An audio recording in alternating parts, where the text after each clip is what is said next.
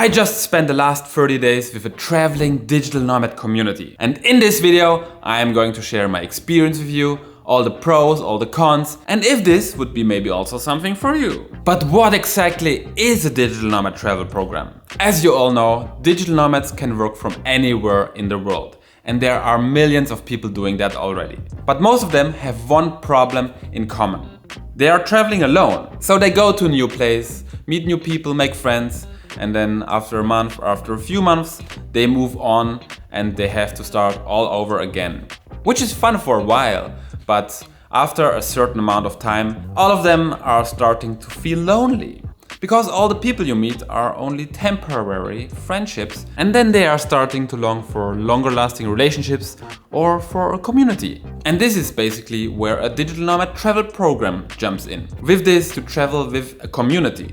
You are going from country to country with the same group of people. How this usually works is that the community stays in one country for a month, then they move all together to the next country for a month and then to the next country. So I joined the Wi-Fi artists in Cape Town for 1 month, and now they are in Phuket, and then they will go to Bali, then Japan, and so on. But I only joined for 1 month just to get a feel for it. But most of the other participants are joining for longer, up to 12 months, and are still traveling with them. I, for myself, wouldn't consider myself a digital nomad, maybe a part-time digital nomad. My first long trip was a year, the second one was 9 months, the third one was 6 months, and the last one was 4 months. So each trip is getting shorter. I don't enjoy being on the road for too long because after a certain amount of time, I just get tired of traveling and I like to have home base, you know. But let's dive into it. How does it all work? What can you expect from something like this? Well, after applying to the program and being accepted, the only thing I had to do was to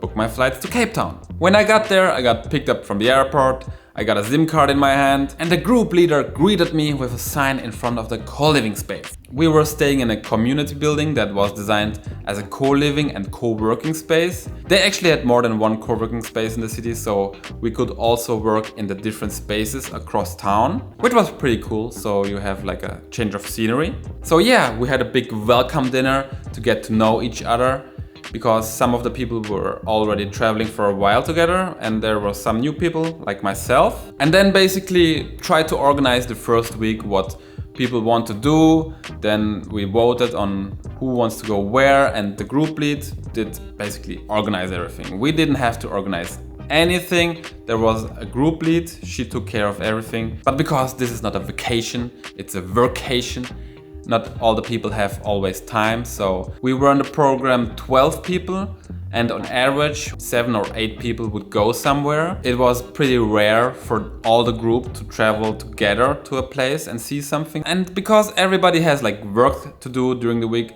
people wouldn't do much during the week. Maybe in the evening or in the early morning we go to a museum or in a bar.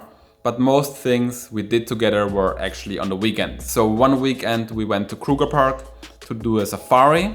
That was the most awesome thing ever. Another weekend we did like a full day tour to Boulders Beach, the Cape of Good Hope, you know, see a lot of stuff on the road. You probably want to know who the other people were participating. Out of the 12 people who were in the program, I would call 4 of them digital nomads and 8 of them remote workers. For me, a digital nomad is someone who is independent, not only in where they can work, but also when they can work, as if they would work for themselves, you know, being a freelancer, having a startup, something like that. And a remote worker is for me someone who still works for a company somewhere else, who has to stick to office hours most of the time. So yeah, 8 of the people were remote workers. They had to stick to office schedules, mostly the US, which meant that they had to work from 3 p.m. Deep into the night. But this meant that everybody had very different schedules and availability of free time. Me having the most time because I can work while I do something. I'm going on a trip, I'm going to the safari and I film there. Let's move on to what's the good thing about all this. I would say the best thing obviously is having so many people to do stuff with. Even if most people won't have time to go to the beach, to go see something, there will be always someone So you can explore the city not alone, but with someone else. Being for 30 days with this group of people, I was able to make much deeper connections with the people than I usually would be able to. Because if you travel alone, you usually see people for a few days, that's it. Of course, another great thing being in a program like that is that you don't have to organize anything. You save a lot of time researching places, looking for tour operators, looking for flights. There's the group lead who organizes basically everything. You just have to say, okay, I want to join on this trip or this trip, and then you give them like $50 and then it's done. You save a lot of time also with the accommodation, finding the co-working space. This usually takes a lot of time in organizing. So joining a digital nomad program, yeah, it saves you a lot of time. Of course, you have to pay for it, but you have to consider how much is your time worth and how much are you willing to pay, you know? But what's the bad thing? Well, it is great to be in a big group like this. The bad thing about being a big group is that if you want to go to a restaurant with 10 people, you're gonna have a hard time finding free space. And also because some people were remote workers basically and some people were digital nomads, we had very different schedules and free time when we could do things together. And because of that, during the weekdays, the remote workers would stick together and would like hang out together, work together, and the digital nomads would do their thing during the week. But yeah, I mean, it would be great if everybody would have a similar schedule, I guess. Let's talk a little bit about who this program really is for. I would say a program like this is for people who want to travel and see the world, and at the same time don't want to organize or don't have the time to organize things like the accommodation, the tours, what to do, all the research. It takes a lot of time organizing these things. Yeah, if you have ever traveled anywhere, you will know. And it is also for people who have a hard time being alone. You know, there's a lot of types of people who don't like to spend time on their own, who always need to have people around them.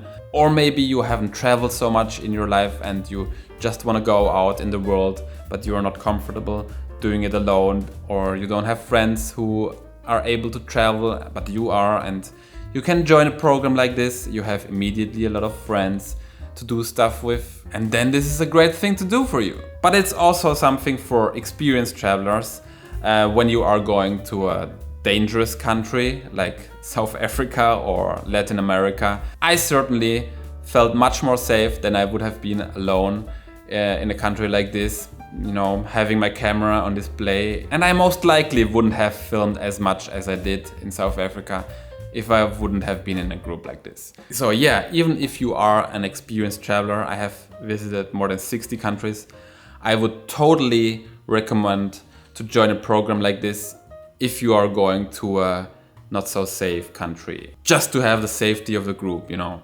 All in all, I believe the digital nomad travel programs have a bright future. Remote work is getting bigger and bigger every year. Thanks to Corona, this has been only accelerating, and more people are able and willing to work somewhere else. And yeah, while being there, you probably even save money because most countries are much cheaper than Europe or the USA. So you actually save money being there, even if you pay for a program like this. But you know what would be really awesome?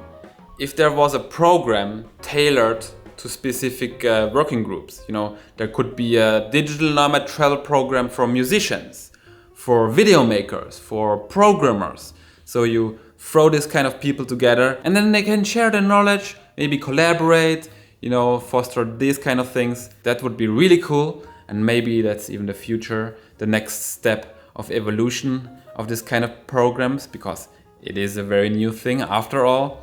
So yeah, if anyone wants to do this, give me a call. I'll join. Maybe we do business together. No, I'm kidding. I'm too lazy for that. Don't call me. I think we covered most of the things. If you have any questions, just drop a comment below. I will try my best to answer all of them. I hope this video was helpful for you and gave you some insight into the life of a digital nomad.